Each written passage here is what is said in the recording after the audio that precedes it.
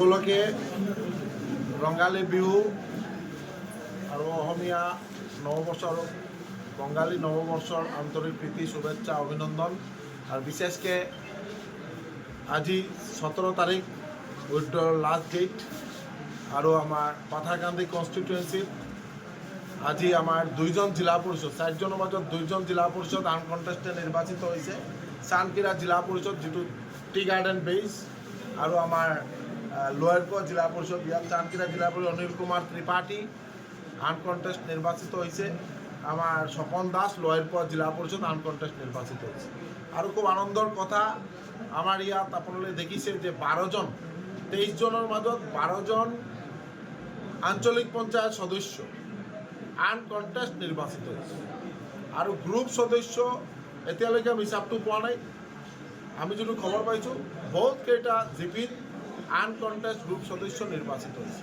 তাতে আমি এইটো উপলব্ধি কৰিব পাৰিছোঁ আমাৰ মাননীয় মুখ্যমন্ত্ৰী ডক্টৰ হিমন্ত বিশ্ব শৰ্মা মহোদয়ে এই যে অক্লান্ত পৰিশ্ৰম প্ৰত্যেক এলেকাৰ উন্নয়ন মানে ডিচেন্ট্ৰেলাইজেশ্যন অফ পাৱাৰ একদম ৰুট লেভেলে যাতে পঞ্চায়ত ৰাজ স্থাপিত হয় আৰু এটা সুন্দৰ পঞ্চায়ত ৰাজ ব্যৱস্থা যাতে পৰিচালিত হয় তাৰ কাৰণে মাননীয় মুখ্যমন্ত্ৰী মহোদয়ৰ যি আগ্ৰহ তাৰ কাৰণে যি প্ৰয়াস গোটেই পাথাৰকান্দিৰ ৰাইজে এইটো হোৱাৰি জনাইছে, তেওঁলোকে আশীৰ্বাদ দিছে। যাৰ কাৰণে আপোনালোকে এইটো উপলব্ধি কৰিব পাৰিব যে আমাৰ তাতে যিমান আঞ্চলিক পঞ্চায়ত সদস্য আছে 100% ভাৰতীয় জনতা পাৰ্টিৰ প্ৰাৰ্থী জয়ী হ'ব আৰু জিলা পৰিষদ 4টাই ভাৰতীয় জনতা পাৰ্টি জয়ী হ'ব, তাতে কোনো সন্দেহ নাই। আৰু আপোনালোকে দেখিব গোটেই অসমত ভাৰতীয় জনতা পাৰ্টিৰ জয় জয়কাৰ হ'ব। 11 মে যেদিন কাউণ্টিং হ'ব প্ৰত্যেককেইটা জিলাত আঞ্চলিক পঞ্চায়ত হোক আর জিলা পরিষদ হোক ভারতীয় জনতা পার্টির জয় জয়কার হোক। এটুই আমার মাননীয় মুখ্যমন্ত্রী ডক্টর হিমন্ত বিশ্ব শর্মা মহোদয়ের যে প্রয়াস, যে চেষ্টা, যে ডেভেলপমেন্টের কারণে বরাক উপত্যকা হোক, ব্রহ্মপুত্র উপত্যকা হোক বা পাহাড় হোক বা ভৈয়াম হোক প্রত্যেক এলাকা যে ডেভেলপমেন্টের কারণে যে প্রয়াস মাননীয় মুখ্যমন্ত্রী মহোদয় চলাই গৈ আছে তাৰ প্ৰতিফলন আমি এতিয়া উপলব্ধি কৰিব পাৰিছোঁ। আৰু মাননীয় মুখ্যমন্ত্ৰী যাতে যেনেকুৱা আমাৰ অসমখন আগবাঢ়াই লৈ গৈ আছে এনেকুৱা যাতে মাননীয় মুখ্যমন্ত্ৰী আৰু সেইভাৱে যাতে আগবাঢ়াই লৈ যায় মা কামাখ্যাৰ শ্ৰীচৰণে প্ৰাৰ্থনা কৰি আছোঁ। মুখ্যমন্ত্ৰী মহোদয়ক যাতে আৰু শক্তি দিয়ে, আমাৰ গোটেই অসমৰ উন্নয়ন যাতে আৰু হয়, এইটোৱে আমাৰ কামনা। আৰু বিৰোধী দলৰ যিসকলে মনোনয়ন প্ৰত্যাহাৰ কৰিছে কোন কোন দলৰ আছিল?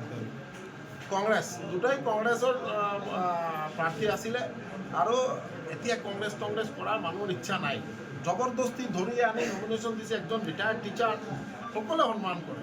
এই মানুহজনে নিজে আমি যিটো গম পালোঁ যে নিজে কৈছে যে এতিয়া মানে এই পাৰ্টিৰ পৰা প্ৰতিদ্বন্দ্বিতা কৰাৰ ইচ্ছা নাই, জবৰদস্তি দিছে আৰু এই মানুহজনে আজি নিজে প্ৰত্যাহাৰ কৰিছে কৰি আমাৰ স্বপন দাসক আশীৰ্বাদ দিছে। আমাৰ অনিল কুমাৰ ত্ৰিপাঠী চাহ বাগিচা এলেকাত পাথাৰকান্দিত কোনো কংগ্ৰেছৰ চিহ্ন নাই, তাতে জবৰদস্তি এটা দিছিলে, এইটো মানে হ'ল কেঞ্চেল হ'ল। আৰু যাক নমিনেশ্যন দিয়াৰ কাৰণে কৰিছিলে সি নিজে বিজেপিত যাই কৰিছে। যাৰ কাৰণে আপোনালোকে দেখিব আৰু যে দুটা আছিলে এই দুটা মানে উদ্যোগ কৰে আমি আৰু ভাবিলোঁ যে মানে নাই, তেওঁলোকে আহিছিলে কিন্তু মানে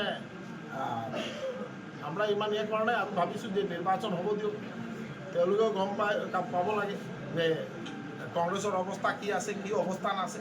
আৰু আমাৰ যিটো মানে আছে আপোনাৰ লাষ্ট পাৰ্লামেণ্ট ইলেকশ্যনত দেখিছে নহয় যে পাথাৰকান্দিৰ ৰাইজে ইমান আশীৰ্বাদ দিলে।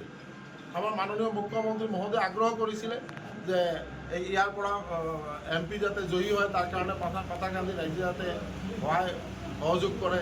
তাৰপিছত মাননীয় মুখ্যমন্ত্ৰীৰ কথাৰ ওপৰত ভিত্তি কৰি তেওঁলোকে আমাৰ গোটেই এই যে শ্ৰদ্ধাৰ পাথাৰকান্দিৰ ৰাইজে ইমান আশীৰ্বাদ দিলে যে গোটেই অসমৰ মাজত 1 নম্বৰ স্থান লাভ কৰিছে, যে ডিফাৰেঞ্চ হাইয়েষ্ট ভোটৰ লিড পাথাৰকান্দি কনষ্টিটুৱেঞ্চিৰ পৰা হৈছে।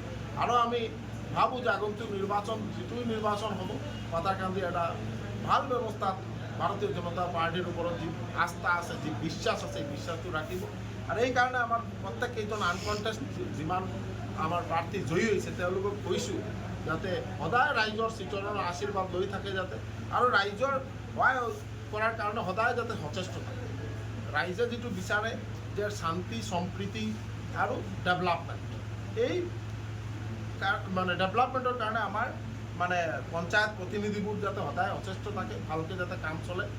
PMY ঘৰ হোক, ৰাস্তা পদূলি হোক, জলৰ হোক, প্ৰত্যেক এডুকেশ্যন হওক প্ৰত্যেক চেক্টৰে যাতে ভালকৈ তেওঁলোকে এক্টিভলি পাৰ্ট লয় এইটো আমাৰ আগ্ৰহ থাকিব সকলোকে নমস্কাৰ ধন্যবাদ যিকোনো খবৰৰ বাবে যোগাযোগ কৰক 7099017330 লগতে 7099017110 নম্বৰত